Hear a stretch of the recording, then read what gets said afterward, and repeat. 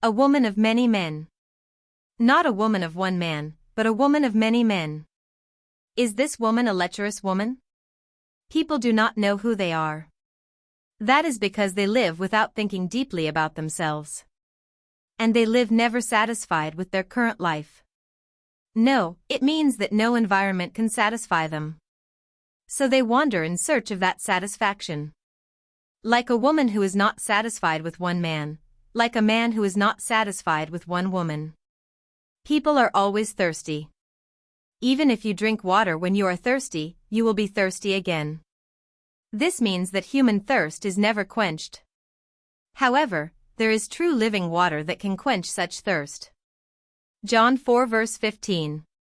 The woman said to him, "Sir, give me this water so that I will not thirst and will not have to come here to draw water." The Samaritan woman still did not know who Jesus was, and she did not understand Jesus' words. This is not easy for non-believers to understand the words of truth. It shows how slow they are to realize the truth. The Samaritan woman says, "What an interesting story. I like it. I will never be thirsty again, and I will never have to fetch water again." Well, then give me that wonderful water you are talking about. Do you think the Samaritan woman is really serious when she says this? In fact, this Samaritan woman was consistently mocking and laughing as if she was hearing nonsense. Jesus, who had seen into her heart, asked her a surprising question. John 4 verse 16. He said to her, "Go, call your husband and come here. Now, if you want this water, go and call your husband." The Samaritan woman did not know who she was. The Samaritan woman was laughing and mocking at the young Jew speaking to her based on her common sense. Not everyone can drink the eternal water of life that God gives, the water of life that will never make you thirsty. You must be qualified to drink this water of life. That qualification is none other than knowing who you are. Only those who realize that they are truly sinners can drink the eternal water of life. Jesus, who loved the soul of this Samaritan woman, already knew her true identity. He prepared her to realize her true identity and drink the eternal water of life. Thus Jesus began to make her aware of her own life and her sins.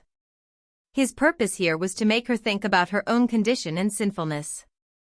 Jesus chose a subtle yet sharp way to make her realize that she was a sinner. Jesus was a stranger to her, but by showing that he knew her life, he made her realize that he was the one who could give her the living water of eternal life. John 4 verse 17. The woman answered, "I have no husband."